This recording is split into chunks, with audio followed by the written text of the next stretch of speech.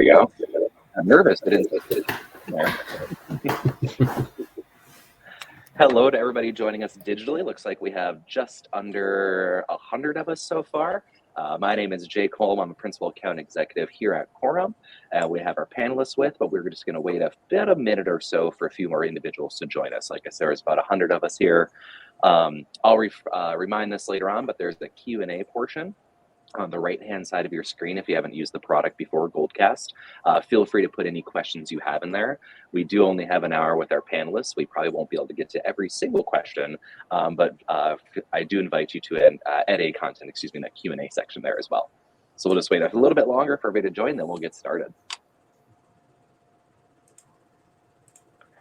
As a reminder as well, this is our data privacy and AI panel that we have today. There's a concurrent session also running on White House advocacy around the International Rescue Committee's Afghanistan campaign. So there are two sessions going on right now. So just want to point out that this is the AI and data privacy panel we have with us right now.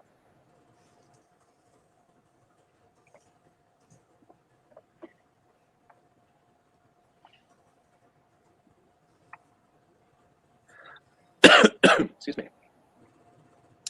All right, well, I think we're going to get started. Like I said, we have around 100 people here floating in and out. This is a recorded session, and we will be sending it out afterwards. So again, if you're not able to attend the whole session, the Quorum Marketing and Communications team will be following up with you with any links. So as a reminder that you can share it to anybody within your organization or review it for yourself. Again, as a reminder, and welcome. My name is Jacob Holm. I'm Principal Account Executive here at Quorum. I'm in our headquarters here in our DC office in Thomas Circle. So I'm enjoying the lovely fall weather that we finally hit here in DC. And again, welcome everybody for coming. I would like to introduce our panelists till we get started.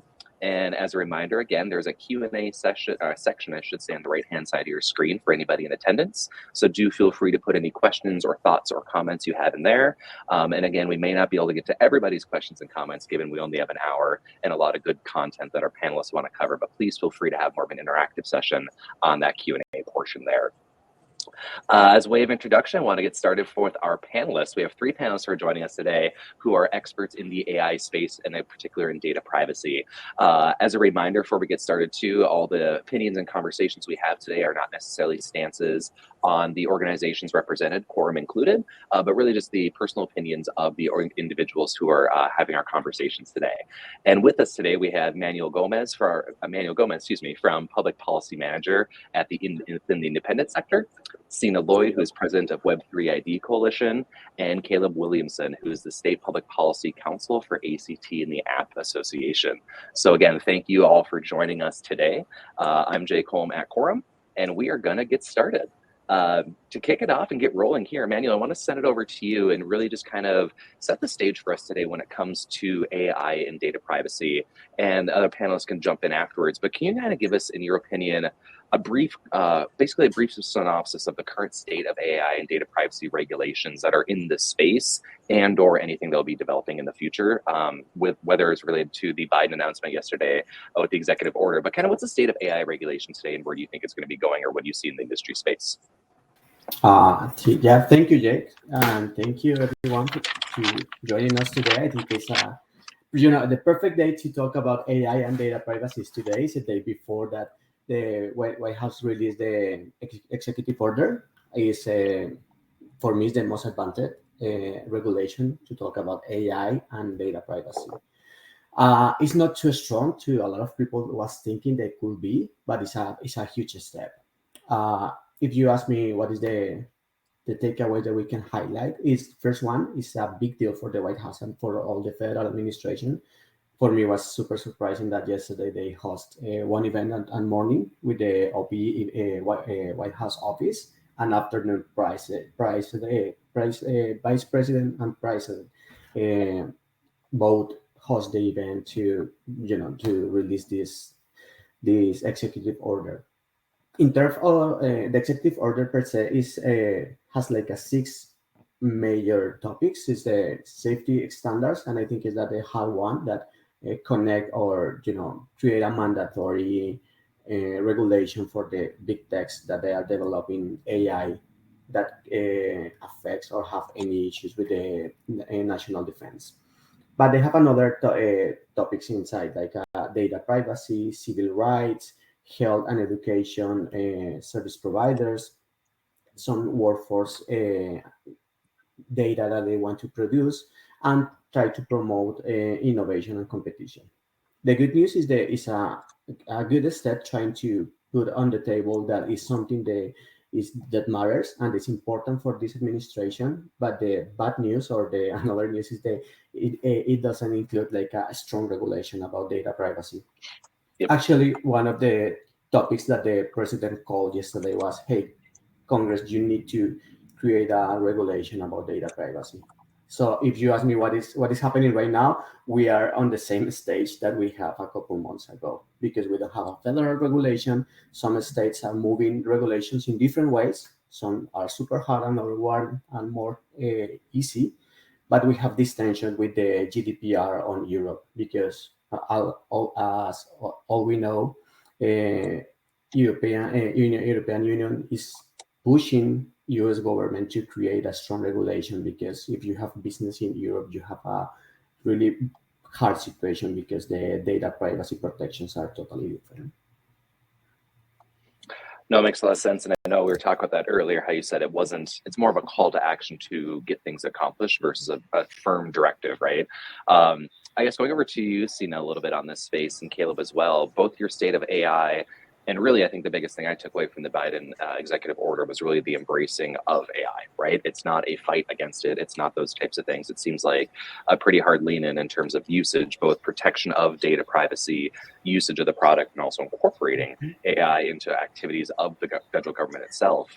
But I guess, Sina, over to you, kind of where do you see the state going, or what's your sense in the tea leaves in the direction that things are happening and how it's going to start affecting our work in the policy space? Well, I mean, you really have to look at what we've seen. So what we've seen in the past, I like to look at movies, and I'm going to talk about a movie real quickly here. So if you Please look do. at, Is it a Halloween theme movie or no? Well, if you look at Avengers: Age of Ultron, right? You have like this good versus bad in the technology sphere, and you can call on AI to be the same. You have this fight of how, are we going to be able to build AI out to be the good in the world, or are we going to build it out to be the bad in the world? And I think that, and Biden did call on, like Manuel said, on Congress to pass bipartisan legislation. This is a quote from him: pass bipartisan legislation to stop big tech, to stop collecting personal data on our kids and teenagers online. I'd also add adults there, but to ban targeted advertising to children and to eliminate personal data that these companies collect on us.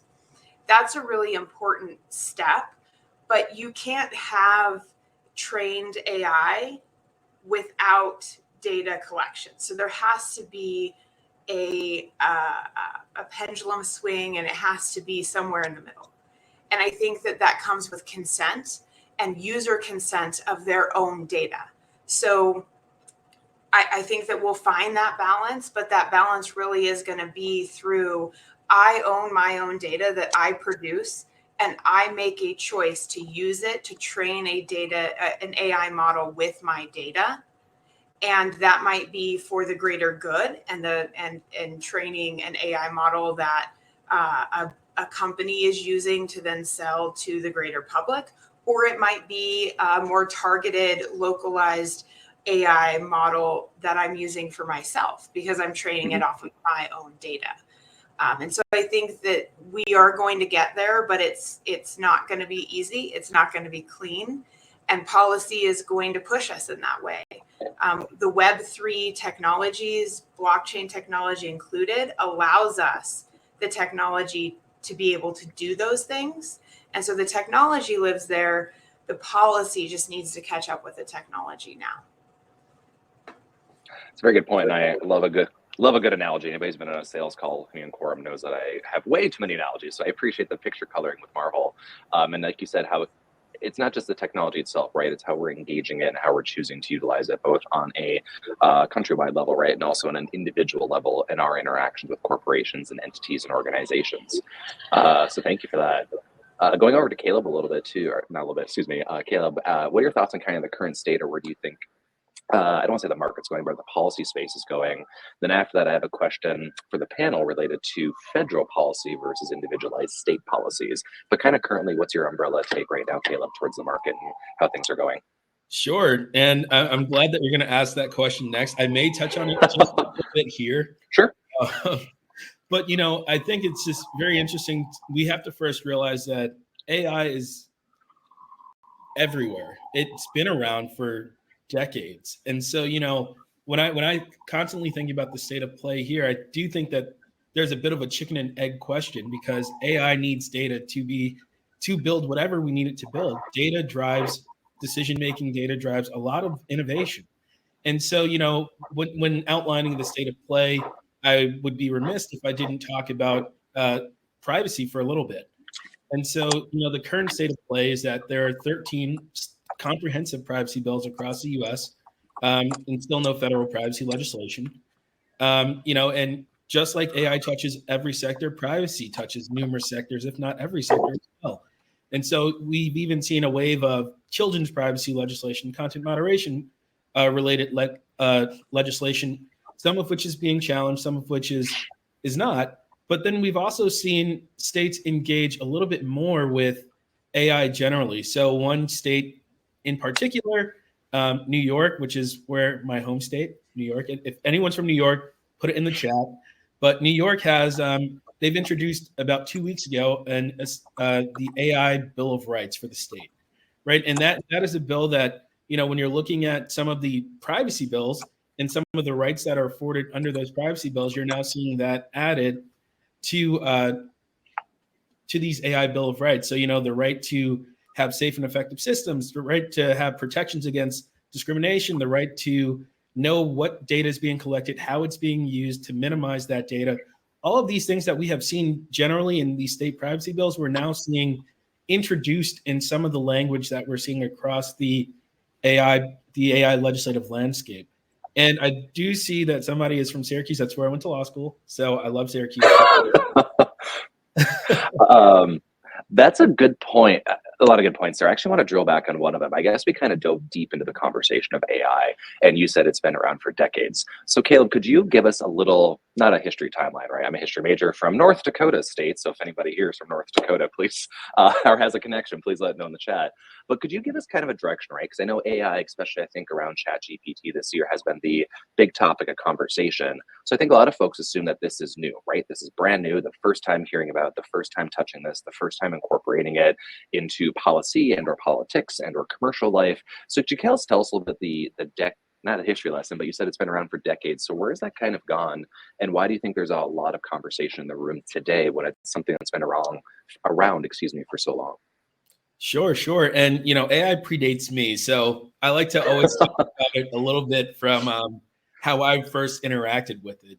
And so I don't want to date myself or age myself, but there were numerous times where I would see little things that I thought were pretty cool. Like most of the animations that we've seen on TV, that we've seen on Microsoft Word docs or any kind of doc. So the best example is that little talking paper clip that used to say, "Did you?"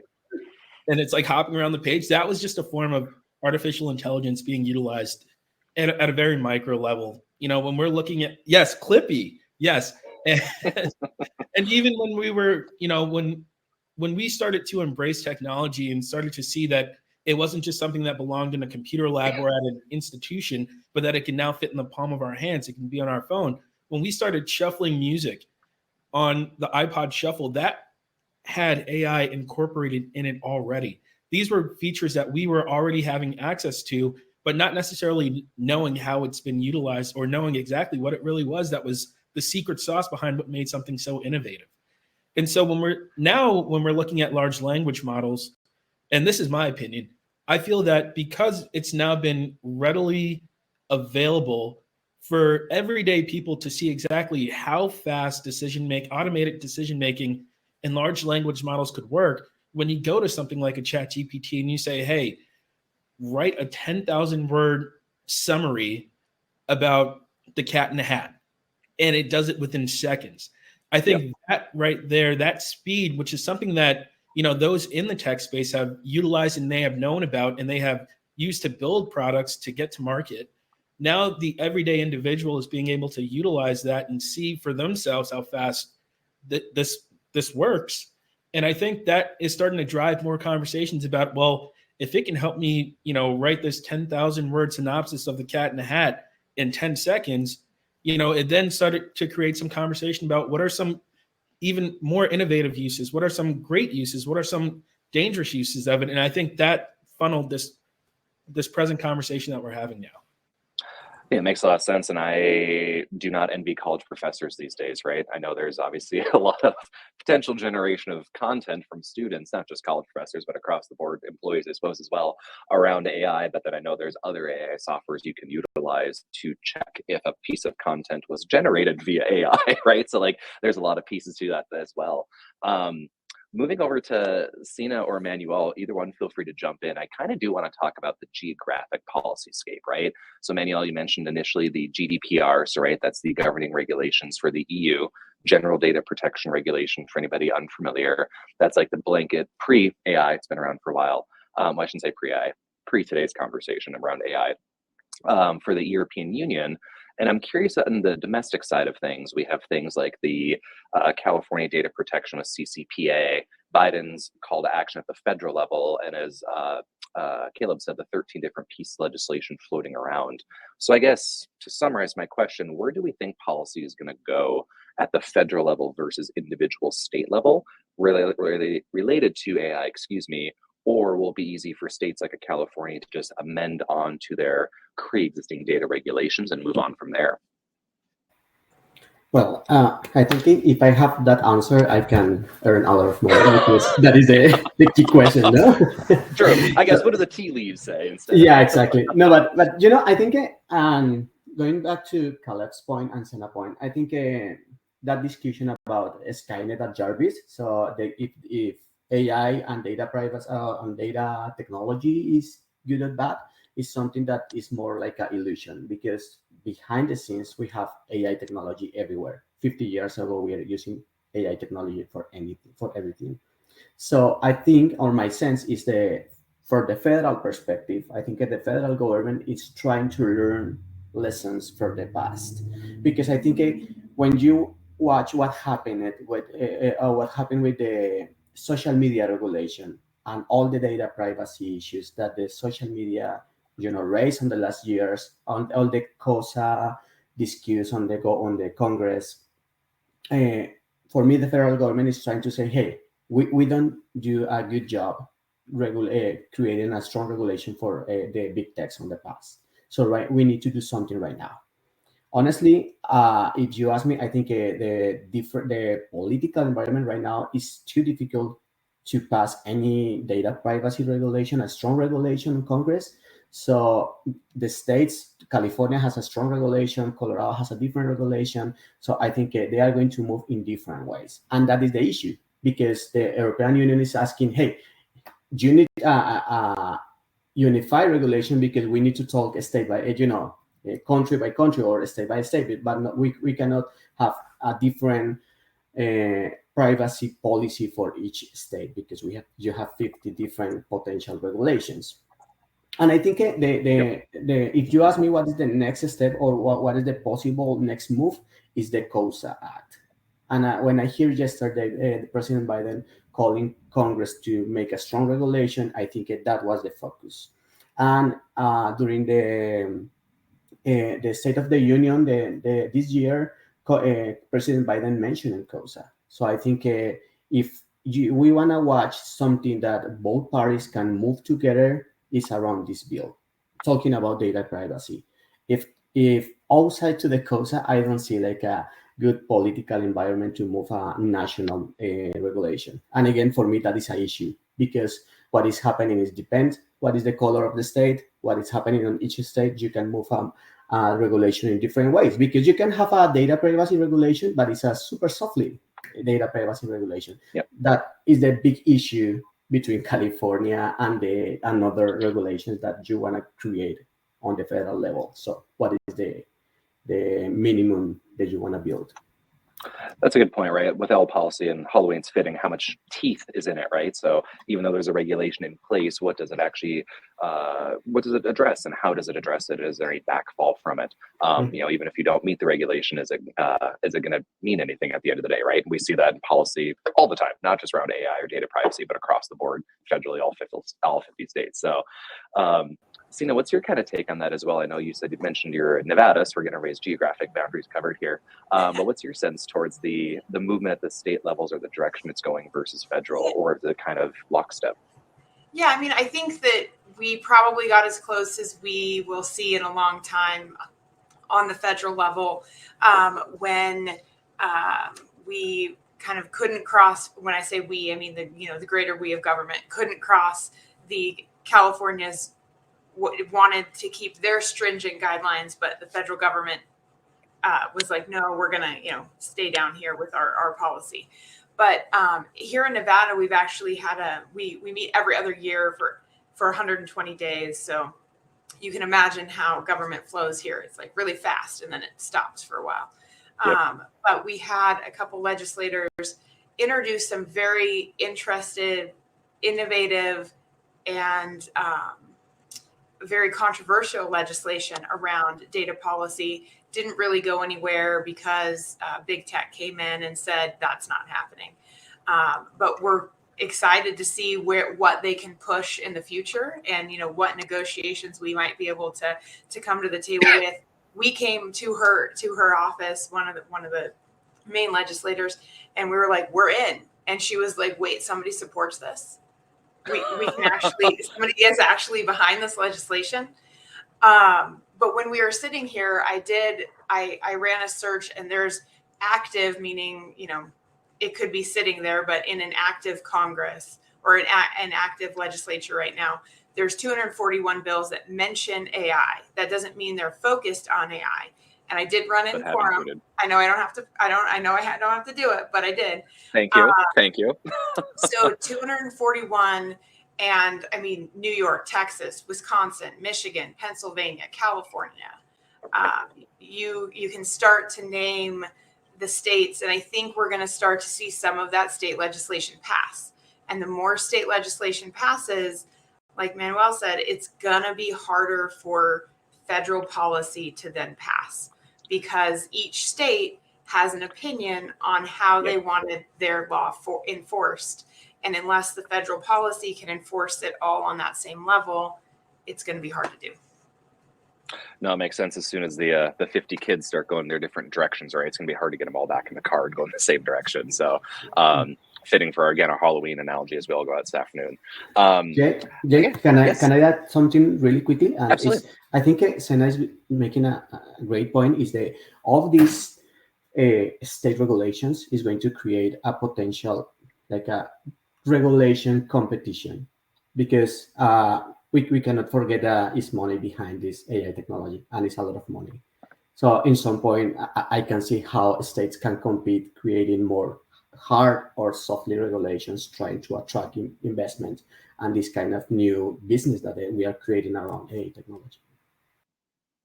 That's a good point too. And actually just had a question come in as well from a colleague of mine, and they're curious, do you see any, I guess, alignment, so to speak, where the direction some states are going relative to maybe corporations that are located in their states who already have their own policies? So whether it's around big tech or not, do you see some states kind of charting their own course, or the corporations kind of helping to lead the charge on that? I know it might be a charged question, so we can answer it lightly, but do you see any particular direction there? I know Biden called for bipartisanship too, but as you mentioned, Sina, the states you searched were largely all very left-leaning and also very right-leaning states too. So it seems like everybody's talking about it. Well, and they mentioned in Kamala, Vice President Kamala, who was in that meeting and the briefing beforehand, and who made the introduction, made the comment, all of the AI companies in this room.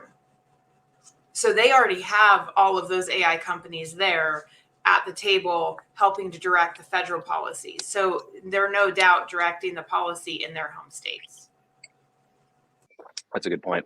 I didn't catch that verbiage that you had. It's interesting. Go ahead, Caleb. Sorry, not to cut you off. I would chime in and say that, it's interesting. These conversations around AI, oftentimes they're solely reflective on big tech and larger corporations but small businesses have been utilizing AI to compete at a global scale. And that's one thing that, when I travel around and I'm having conversations or serving on a task force or working group, we are striving at the App Association to amplify the stories of small businesses, small tech companies utilizing AI, and to show that this isn't just a big tech use case. This isn't, we need to think about technology holistically, including how small businesses historically and currently use it to remain the most innovative companies in the world. And so, it was interesting, that point, to hear that, the industry was in the room. And, I always try to make sure that, when folks talk about the industry, that they recognize that there are more smaller players than large companies in the tech space utilizing this, and who will be affected by how legislation comes about as it pertains to data privacy, as it pertains to AI. And, and as Manuel mentioned, we do have an ever-growing patchwork. Will we see an end to that? We don't know. But one thing that is out there is some data that suggests that there is an immense and very high financial chokehold on small businesses trying to comply with 50 different or 13 different state privacy bills. And I think, this is just to highlight the importance of conversations like these, where, we can have a platform to at least encourage legislators, encourage policy professionals to think about the unintended consequences that will definitely impact small businesses prior to a large company feeling the brunt of any kind of legislation. Well, and I want to add to that too. That's in a world in which that data is owned and managed by the company. In Web3, in a world where data can be owned and managed by the individual, but given permission to the company to be used and utilized, and not stored on any hard drive or device of any Server, kind, yep. And server, then what you open up for small business is the ability for them to compete and not have to own any of that data, but be able to have agreements with the user to utilize that data to make those transactions happen for that user. And so it actually can open up a whole new world, but we have to be able to ensure that the privacy laws that we put in place for data ownership ensure that we're not making businesses own and manage the data, which in some of them now require that. That's a good point, because then it doesn't make it just a resource game either, right? So the person who has the entity that has the most resources to access, store and own that data, store and own the data versus the access point to the data is a very different conversation. And I think both your comments open up a good point too, that, I think it's easy to fall into thinking that AI is some super techie nerd thing that big corporations do, and me as an individual person, or I think back to my parents who I was like, oh, I'm not on Facebook, I'm not online, but they have a cell phone and they have credit cards and they have all those things that still provides data, right? It's not a conversation of just some big corporation or entity out in DC or out in Seattle. This is something that could affect and does affect our daily lives, individual consumers, in ways that we don't even realize. So I think it's a good point that it's not just some big tech thing over there, right? It is something that touches our day-to-day lives. And Jake, if I can add, it's not only something that is affecting small businesses or high-tech companies. The nonprofit sector is suffering or living the same experience. AI has crazy, potentiality to help us to drive and achieve our missions. I can, mention examples like right now, some organizations are using AI to take care of the rainforest or fight against human trafficking. But at the same time, for example, you have a national nonprofits or nonprofit that have operation in 3 or 4 states, and they have the same nightmare that is so difficult to manage 4 or 5 different regulations. Yep. Yeah, that's a big piece to like our client base here at Quorum, right? Everything that we all do day to day is as soon as, and y'all have mentioned this, as soon as each state has a different interpretation and or stance on this, and that means you have to have more resources within your nonprofits or corporations to make sure you're addressing that, right? Are you in compliance here versus compliance there? And for a lot of nonprofits and organizations that are limited under resources already, that in theory could even stretch it further from that spouse and that perspective, just from a client compliancy perspective, excuse me. We do have a question in the chat that came through, and I think this is also relevant to some of the calls to action in the executive order. But somebody pointed out that the proposed EU AI Act includes, quote, high risk areas of prohibited AI use in, quote, in harm to people's health, safety, fundamental rights, or the environment. I guess the question to the panel is, do we believe that this same prohibited area relative to health, safety, and fundamental rights will come in the US? Federally, or we'll take federally. I think state's kind of hard to judge on that one. Let's take the federal direction on that currently. The executive order mentions something like that. Actually, they mentioned that on the healthcare area, they call the different federal agencies to create regulations or create guidance how we can use AI on a responsible way. Not on the same level of the GDPR or the European regulation because they have another universe, but the executive order mentions something. But it's a different conversation if we want this on a in a bill in a federal law, because that will be totally different. That makes sense. Thank you for that, Manuel. Sina, you have something added? Yeah, I guess I'll go for a little bit of this, and this kind of goes back. I'm going to go back to Avengers: Age of Ultron, like harm to people's health. Well, can it cure cancer, or does it help cure cancer and then cause another issue? Like, we don't know, and until we're on the bleeding edge, not even the cutting edge of technology. We're on the bleeding edge of this technology, and until we know some of these things, we won't be able to ensure that we're not going to harm people. I think we can do our best to not harm people, but we aren't going to be able to say for sure right now. No, it makes sense. There's always the unintended domino effect, potential of an unintended domino effect, right? Like you said, could cure cancer, but then does that spin out something else? And that's pieces we don't know, the secondary and third steps past it. But those are good points in terms of where it could go and how it could be utilized. We have a question coming in around the bias and surveillance concerns with AI technology. I'm sure for a lot of our audience knows that there's a lot of a kind of a fun happy hour hobby for me now, which is that nerdy or not. My friends and I enjoy not video, but picture creation out of AI, right? Give it a prompt in order to like make a painting or to make a scenario. And it's just kind of entertaining to see how it can go.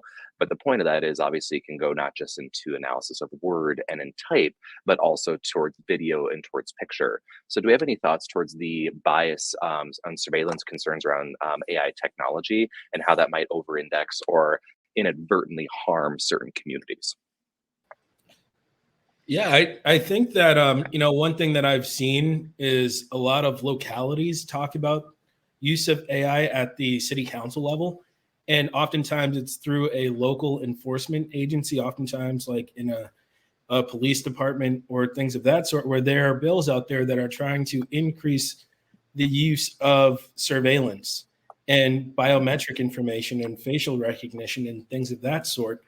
And I think it's very important to talk about the fact that the data that's out there, the data that's been collected, the data that is out there, and building these models that are serving as facial recognition, biometric things, they're inherently biased based on the data that is collected. There is bias out there, and there's data to support this as well. And one thing that's important to know is that when we're thinking about AI moving forward with algorithmic decision-making, facial recognition, biometric information, I think it begs an important question about the future data that is collected to ensure that there is less bias in those input data sets to ensure that the output won't be as biased as it currently is and as it's been identified to be in numerous states and across the world generally. In terms of what the answer is, I don't know what that looks like, but I do know that there are some there are platforms where folks can advocate and get out there. I would say for grassroots organizations, oftentimes organizations like to look just at the federal level or just at the state. But I think at the local level, really engaging at the local level with the city council to bring your perspective to the table and to utilize the data that's already out there that suggests that the data sets that are being used to build these models are built with inherent bias, and finding ways to limit the collection of data, but also to make sure that there is a wider, vast array of data that is collected from particular groups and communities in a safe and responsible manner to build models that ultimately will produce outcomes that are less biased. Thanks for coming to my TED Talk. And that's all, people. Thank you. But no, it's a good point, right? Like the output in any level, right? Whether it's local, state, or federal, around community safety, around a synopsis of Dr. Seuss, as you said earlier, right? The output is fascinating, but it's only as good as the data that you're putting in. So I think that's a really good point in terms of what data is feeding it, and the data, is it biased or not biased in terms of how those decisions are made. On that similar thread, Natalie had a question, and it makes me think of Zoolander when the files live inside the computer and they Yeti the monitor off the stage to break the files, if anybody knows my reference I'm talking to. When it comes to the advocacy meeting, the rubber meets the road, right? So an advocacy meets officials, whether it's local, state, or federal, domestically. Do you have any suggestions in terms of how can organizations, corporation or nonprofit, either way, break down or make analogies for these complex theories for policymakers who really aren't that tech savvy, right? So again, if you're somebody who's like, oh, AI is that thing I read in the paper, it's unrelated to my work on the city council in my local community, what suggestions do you have for any kind of advocacy work to kind of help bring the complexity of AI down in these conversations with lawmakers? Jake, I'm going to share on the chat one resource from the White House. Was the blueprint from the AI. It's a couple months document. It's not a mandatory regulation, but I think it has a really good information inside for it. And because I think with the AI technology, we have for me, it's like a new world on advocacy. For example, I think we need to advocate for to talk about advocacy, algorithmic bias or algorithmic discrimination. How we can fight algorithmic discrimination. We need to fight or advocate for open algorithms that we can see what is happening and the decision that this algorithm is doing is in the right way. We need to advocate for more human-centered AI technology, how humans can watch and control the outputs to this AI technology. Because I think, AI has 50 years with us, but the last year was we lived this big explosion with the generative AI, and that is a big change. So I think the conversation around advocacy and AI we need to integrate more technical expressions and understand how works these algorithms, how we collect that data, and how these algorithms are created by persons. And persons have opinions, and sometimes we can reflect our opinion in these algorithms. So I think this is, for me, the new age of advocacy in technology. That's helpful. And for those of you who didn't see, Manuel put in the Q&A section the web link to the White House documentation around AI and some discrimination. So for those in the policy space, there's a lot of good resources out there, and he did post that in the chat there. So feel free to go and grab that link if you don't see it. It's under the Q&A section, not the chat section. Go ahead, I was just gonna say, I would also throw out, like, California is working right now. They've released the pilot a little bit wider for a Web3 digital identity, which allows individuals to essentially own their own data and interact in a way that they're only sharing what is necessary with vendors. So like if you're going to buy alcohol, you're only sharing that you are over 21. That's the only information they need to know. And they're doing that in the form of a digital verifiable credential on your smartphone. So I think that there's ways like that you can start to show them through example how, and that's not necessarily AI based, but that's, data privacy based, but you can start to show legislators through examples that we're living every day, how these things are working in our lives in a positive and negative way. I mean, you can show data breaches pretty much every single day of the week on, the honeypots of where our data is stored. So. Yeah, and for if I can add on, for explaining some of the complex concepts surrounding biometric and AI to folks who may not be as tech savvy, especially legislators, finding examples and analogies to link it to, right? So, for me, when I was talking about biometric facial recognition and things of that sort with legislators in some states, I would say, okay, have you flown recently? And they said, yeah. I was like, oh, where to? And they'd say, oh, I flew to DC or I flew here. I was like, well, you remember when you had to give your ID and, they said, stand in front of that camera? That's biometrics right there. Like the use of technology to read your eyes, to read your face, to confirm your identity and match that along with the information that is stored electronically with your ID. That's a form of biometric information and things of that sort. And then going from there and explaining a separate layer of it, which is under some biometric bills, you have rights over your data, including the right to not actually have your biometric information captured. And I said, and that's why sometimes you'll see to the left or to the right, just a stand where you can only hand your ID and scan your ID and you don't have a camera in front of you. Yep. And, little examples, and even that could still be considered a complex example if legislators have not traveled. But there are some examples that we can, I would say it's worth exploring and thinking about AI on a more deeper level before you have conversations with legislators, especially if you want to come up with real world examples that may resonate with them. I think back to pre-COVID, I think in 2016, I went to Disneyland. And if I remember correctly, I did a fingerprint to get into the park actually with my ticket to get in there. So in the conversation of biometrics, right? Again, it doesn't have to be a complex issue or even something related to international flight, but a family vacation, those types of things. Or for any of our larger city residents, if anybody's been to the, not new now, but the Amazon stores, right, where there's no clerks in place, but you're just going in and based off of cameras and your accounts, tracking that information. A few questions related to smaller organizations. I'm going to kind of meld two of these together. So if you're a smaller organization that doesn't have as many resources, one part of the question is, what is your part in the conversation, right? You said it's not just big tech, it's not just federal, it's federal, state, and local. So if you're a small organization strapped with resources, what do you see as their role in the conversation around policy? And the other side of that is too, if you're a small organization who's going to be utilizing AI, what are some things to look out for so you aren't wrapped up in those biases or the discriminatory practices on the data, right? So what are some things to look out for if you're a small organization becoming more reliant on AI, just as almost like a self-check, so to speak? I'll throw this out there first. Consent. So you want to make sure that the data has been provided by consent of the individuals providing the data. I think that's number one.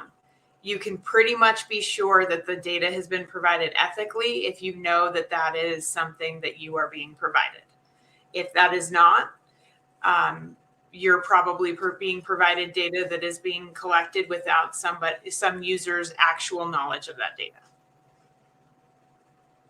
And then, Senator, is there a resource to check that? I know it's a broad question, right? But is there a centralized resource? Is it more in the practices of businesses you're partnering with? Is there a resource to utilize on that front? So for somebody who maybe doesn't know even where to start with that conversation?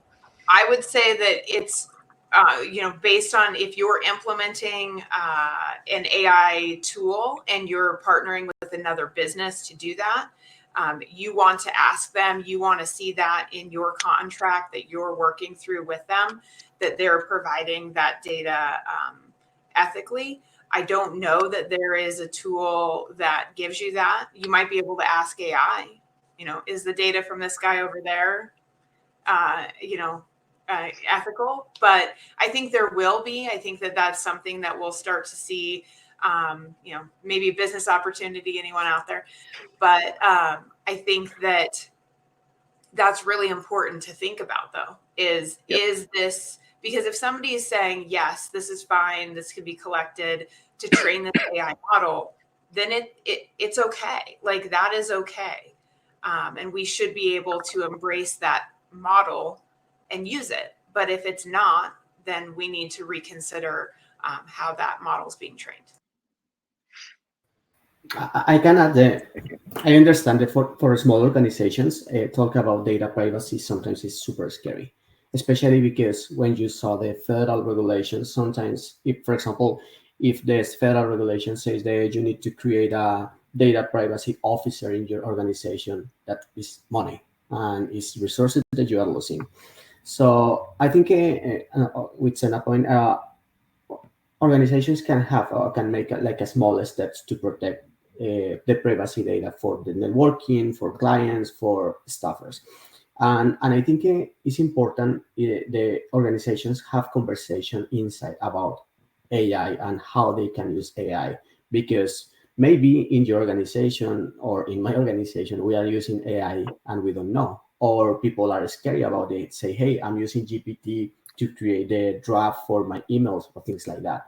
So I think it's important to have an open conversation inside and say, hey, you are using AI, you can use these tools, you cannot use these tools. Please never introduce personal data on AI technology. Never introduce the name on the or the ID for your from your donor or from your client into chat GPT, because this technology eat data. So this kind of small steps, and again, have an open conversation and create a small policy inside your organization, can help you to introduce this new technology, take advantage, and prevent data privacy violations. That's a good call out for all the right. It's all, a lot of them are open interfaces. You can put a data in and kind of play around with it, right? Whether it's intentional or unintentional. But PII, personally identifiable information, right? To consent, it should never be put into whether it's individual information on a person and or a company or corporation where you don't have that consent on it. So even if we are quote unquote playing around with Chat GPT, right? It's important to remember that those data points are something you're putting in the ether. They'll be available out there. So getting back to the consent piece and how you're utilizing it. So thank you both, Senna and Manuel, for that. And Caleb, I know you unmuted there, so I don't want to give you time for that as well. We got about 10 or so minutes left in our session here. No rush, just a flag for the intended. So Caleb, to you. Oh, sure. Yeah, I was looking at that question, and then the other question from Sarah Riven in the Q&A, and I just felt like they were kind of intertwined there, because I do feel that there is opportunities for small businesses to utilize AI to compete, to get involved. And I don't necessarily think that reliance on it is dangerous. I think that there's an opportunity there to make sure that it is sort of like a conscience reliance, where you know exactly what you're intending to get out of it, what you're putting in, and being in the know of, what is our intended outcome for using this tool? Are we using it to build a product? Are we using it to build an additional language model that we're going to use as our secret sauce to then build something else that we then will have public facing? I do think that there are opportunities there where, a reliance doesn't necessarily mean it's bad, but I guess for me, the word reliance, I would see more so as kind of like a, utilization instead of reliance. I think reliance, it could have a negative connotation, but I think as long as, and I want to repeat what Senna and Manuel said, I think as long as you're in conversation and you are focusing on the core principles of data protection, data minimization, and knowing exactly where the data is coming from, have the consent, those are ways that you can avoid making some of the mistakes that some companies will inevitably make. And then as it relates to, how do we ensure smaller businesses are in the conversations as AI regulations come about, as data privacy come about? I mean, not to plug it, but I'm going to plug it just a little bit. I do think like organizations like the App Association, which is, we represent small businesses that utilize technology and that have clients that are not in the tech space. So, prime example, we have some clients who build mobile apps for like businesses like a car dealership, for like a restaurant, a local restaurant, and things of that sort. But we make sure that we create a seat at the table and we advocate for our members to ensure that, when legislators are thinking about this, we are there to say, hey, you need to think about how this impacts small businesses, and not necessarily small businesses with people that have like 150 employees. That's considered small in a lot of tech spaces. but most of our members and most of the small businesses that we try to advocate on behalf of have less than 30 employees, less than 20 employees. And so letting them know what the real world implications are of a bill, or even the discussion around these topics that fail to think about how a mom and pop shop would utilize this to enhance their business, is something that we strive to make sure we bring up in every conversation we can, and find use cases to amplify those stories as well. I think it's a really good call out, Caleb, and it harkens back to my theme as it affects everybody, right? This isn't a big Washington, D.C., big corporation on the East-West coast issue or policy, right? It's affecting them, it's affecting us all, but it does boil down to us on the individual level, our own organizations, and as you said, maybe the local coffee shop that's implementing this via some of the technologies that they utilize via mobile ordering, right? Some of those things we might not even think about because it turns, like, easily can turn into like this big tech conversation, and that's not the piece of it. We have about 10 minutes left here, so I did want to ask a question from earlier in. Is there, and I don't want to get too political in this, but when it comes to the policy trends, where AI is a big topic, right? Data privacy is a big topic. So there's pieces of there that will trend left or right. Is it a bipartisan issue on the whole? Is it more partisan?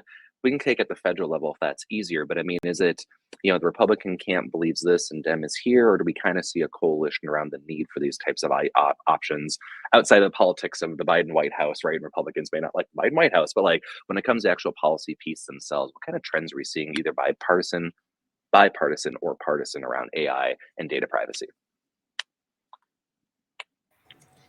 I'll jump in real quick here. I would argue that it is bipartisan to some extent. It stops being bipartisan when you talk about enforcement and you talk about how you define the data, and there's it's almost like an argument about who's more right about what's wrong. Yeah. And so it's like they agree, but they can't actually agree on agreeing. Yeah. That's a good point. Who is most right about what's most wrong? Sounds like my brother and I when we were arguing as kids. But like classic politics trope there, I suppose. Caleb, Manuel, anything from you two on that piece of where we see the trends? And again, outside of the traditional party fights, right? But like more tracking within the caucuses, so to speak. I think if when we watch hearings on Congress and when we watch a conversation in both parties, I think this is this kind of issue that they don't have like a right color, because it's something that is super technical, super complex, and again have a geographic competition inside, and it's the future of the economy. So I can identify one color. Actually, if you ask me if one bill have some future inside to Congress right now talking about data privacy, is the COSA Act, and it's because it's supported by both parties. COSAC, thank you. I know you mentioned that earlier as the likely avenue if something's going to take place there. So I appreciate the call back to that as well. Anything on your side of that question, Caleb? And we have one more before we wrap up. Sure, very quickly. So I focus exclusively on states. And so, one thing that I've seen is that when we're talking about data privacy, when we're talking about artificial intelligence, we are seeing proposals come from both sides of the aisle with very similar talking points and policy rationales as to why this is being introduced. And so, I agree with Senna in that there are some differentiating. It becomes a little bit more politicized when you start looking at individual provisions, when you start getting into the weeds of things.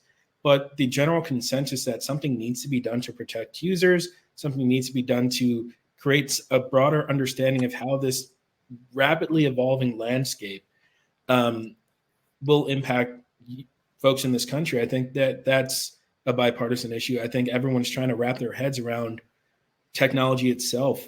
Everyone's trying to wrap their heads around it, but I think that it becomes partisan with the solutions in place.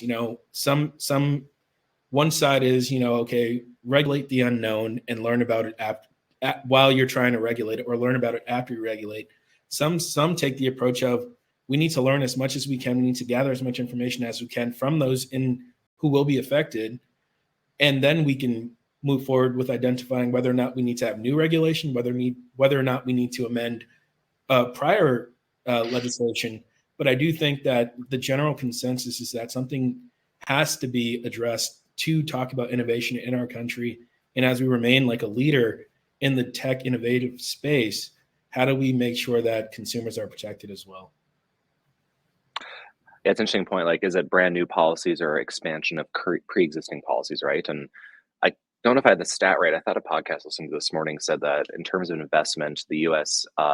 Invest more in AI technology from a governmental perspective than like the next 7 countries behind. So it's kind of interesting to see where that trend is going. So I hope that stat is right. If not, please call me out. So I guess on a lighter note, do we think that any kind of chat GPT or AI would help in the next Speaker of the House election? Or do we think that's just going to stay within the caucuses?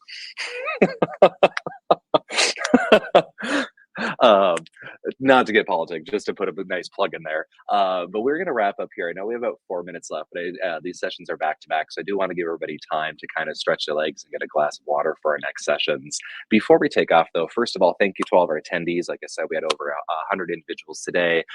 We've been seeing 1,200 registrants across Wonk Week today and tomorrow. So please feel free to join any sessions. Thank you to our presenters today.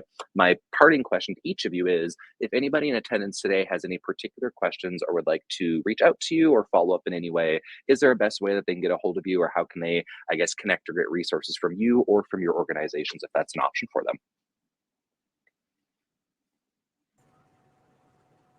Absolutely. I'll stick my email in the chat, and feel free to reach out. Also, web3idcoalition.org. Perfect. Thank you, Senna. Yes, I threw my email in the chat. Feel free to also connect with me on LinkedIn, and I'm happy to chat. Yeah, same. I share my email and happy to connect on LinkedIn. And thank you. Perfect. I appreciate you all. Again, thank you for your time today. Hope everybody has a happy and a safe Halloween, and I hope you get to enjoy the rest of Wonka Week, Wonka Week as it goes. So again, appreciate your time today, and thank you everybody for attendance and your good questions. And also, today is Nevada Day. It is Nevada's birthday. You told me that earlier. I forgot to mention, so I apologize. So happy birthday to our friends out in Nevada. So thank you for that. Nevada. We talked about that earlier too. Nevada. Should we like introduce that on the birthday? Set the record straight from a local. So again, thank you everybody. I hope you have enjoy the rest of the day, and thank you for attending the session and for Wonk Week. Thank you all. Thanks everyone. Thanks.